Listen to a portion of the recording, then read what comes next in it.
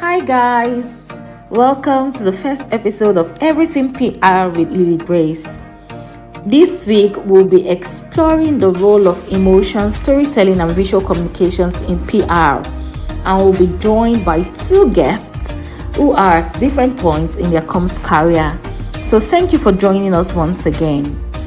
Now, emotion, storytelling and visual communications play a very pivotal role in helping organizations portray their brand personality in order to be able to connect with their audiences. So today's guests will each give us their take on the impact of these techniques in PR.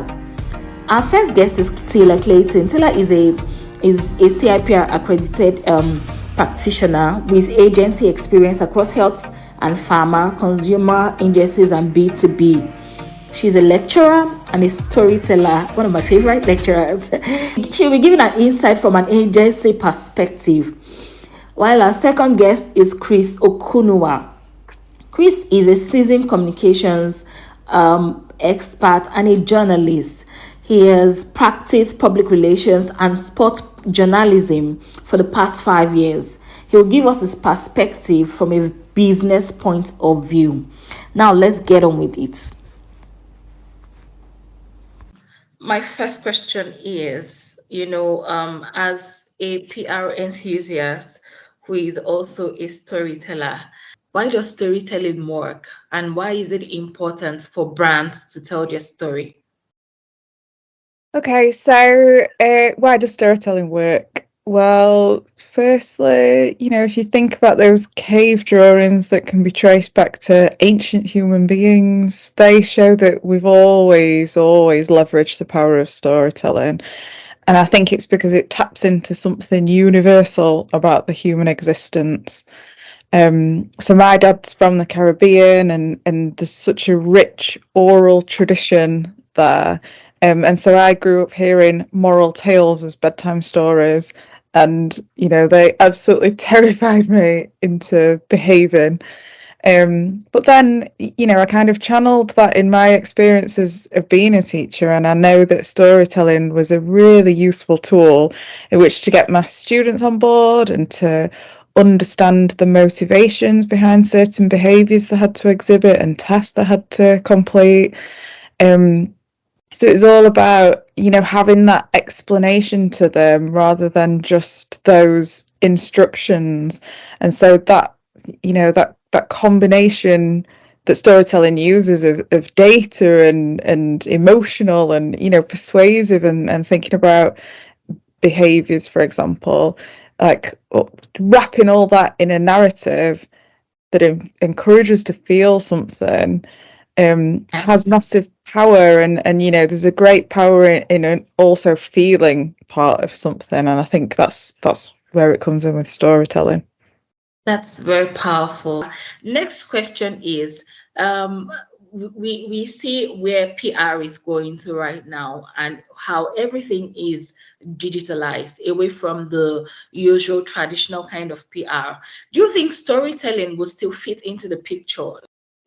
I think I'm loath to label anything the future of PR because those predictions that were made in the first quarter of 2020 tell us that actually we can't always see how the world is going to turn, and what those issues, those obstacles, those barriers might be, in that future.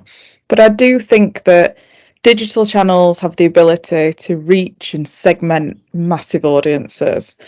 And I think that's why it's so useful. But that's not to say that more analog channels of communication don't have power, because I think you can see that people are pulling away from platforms like Twitter. Lots of multiple complicated issues with Twitter, and Facebook, I think, is not necessarily where people are still looking to place their spend.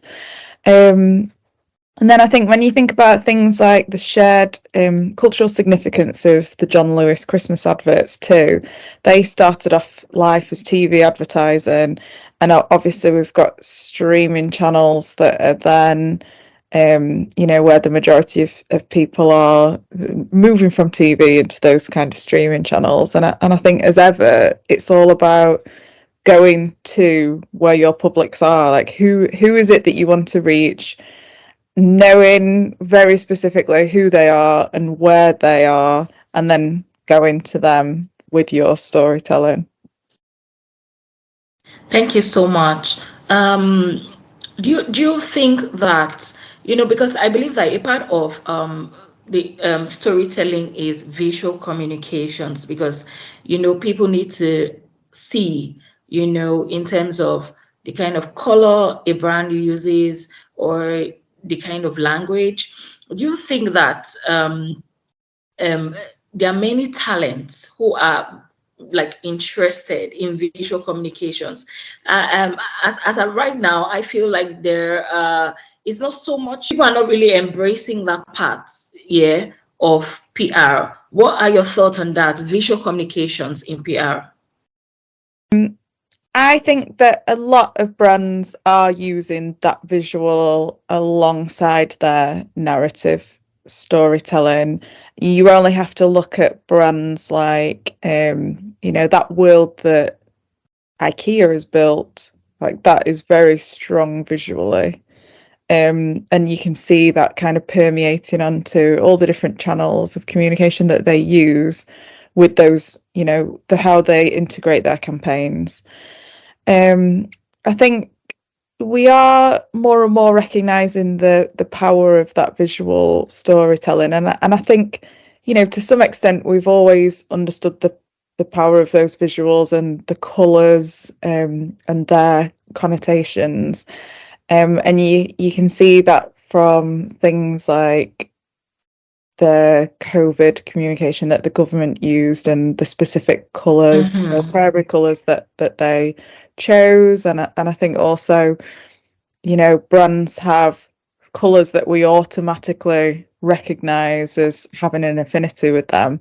So I don't think it's necessarily something that is untapped as yet.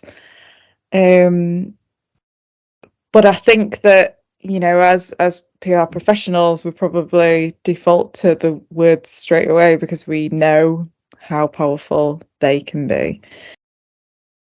Thank you so much. I mean, it's been very, very insightful. Thank you so much. I think that storytelling is powerful. I think that visual communications is powerful. I also think that brands should invest in storytelling that can, that is relatable. People can relate to them. It can tap into people's emotions, because I'm sure that through that we can see the numbers rising in terms of marketing and sales. So thank you, Taylor. Thank you for your time this morning. Thank you. Thank you for having me. And over to you, Chris. Thank you for joining us once again. Yeah, thanks so much, Lillian, for having me. It's always a pleasure to be with you on this podcast. Thank you. So the questions border around visual communications in PR. Now, the question is, in your years of experience as a journalist, of course, as a PR practitioner, what can you say visual communication is, and how important is it in public relations of today? Well, thank you once again. Visual communication, of course, is a way of conveying information through a visual means, not just information now, content, you name it, whatever, to visual. In this sense, the visual to the motion, graphic, anything that is visible is just like opposite of audio now, opposite of what what you really can see. So though it goes beyond, it goes beyond what is visible now, because a whole lot of effort has to be put into it. The graphic design, the motion, everything really has to really have to tally with whatever information you're trying to put out there or the content. So a lot has to go into it. But in a nutshell, visual communication is a way of conveying information through visual content or through visual means, which includes, the things I've listed on like graphic, motion, video, pictures, you name it. Okay, thank you. Now, taking it from there, what effect does it have on how people receive communication? I understand that your expertise is in sports. Can you vividly tell me the way people receive maybe a news piece by text or the ones that come as a video? Is there like a difference? Do they receive it more than the other? The marketing reach, is it more? I just want to know, could you paint a picture for us around that regard? Definitely, it's a straight answer. They receive and they are better engaged with visual content than just text. Um, part of visual communication means or tools is drawing, animation, advertising, you name it, video, pictures, graphic, like I said earlier. Yeah, before the turn of the new millennium, the turn of the century, where visual communication now become a thing of something. In the past, even as a print journalist, you don't go to the press, you don't produce without putting pictures in most of your stories, because like they said in the old days in communication, pictures tell more than 1,000 stories. So if ordinarily putting pictures in your publication in the years or decades past, it keeps live genuine, to your content. And now that we've gone a notch higher than just picture, whereby video can be edited to suit a particular format, a particular audience, a particular platform, and graphics is a thing. Animation is there. Definitely, people are better engaged than it used to be when it was just text.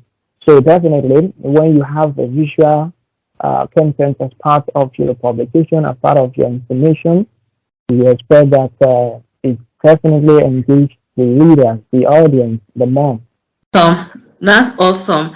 And you like you said, people tend to engage more, with content that has media, that has video, that has pictures, which is really great. That brings me to my last question. I know that some brands right now, they tend to like overlook the role of the guys in the media team, that do the work of branding, that do the work of editing the pictures, getting the videos together, that do all of that work. What would be your advice to those brands based on what you just said? Definitely, the advice is to appreciate their contribution to the communication of each and respective of their respective of the organization. Now, they are indeed a big contributor. They are big contributors to communication generally. And if any organization is lucky enough to have anyone that is very competent to work this area, then he better be appreciated. There is need for communication and media department of various organizations to invest more in visual communication, not just communication now. To have a very good visual content, it requires a lot of effort and resources you have to be deployed into achieving the visual, the graphics, the animation, the drawing, you name it. It takes effort and expertise of a set of people, and these people definitely should be appreciated, should be well remunerated, and their work is definitely a work that shouldn't be given to should I say, have big visual content creator. Thank you so very much. It has been an enriching conversation. Thank you so much, Tila. Thank you, Chris. Thank you for your time. The audience, of course, have learned one or two things they're taking back home. That's it for this week's episode. But be sure to tune in next week when we'll be hearing from a new group of guests on the future of influencers. See you next time. Bye for now.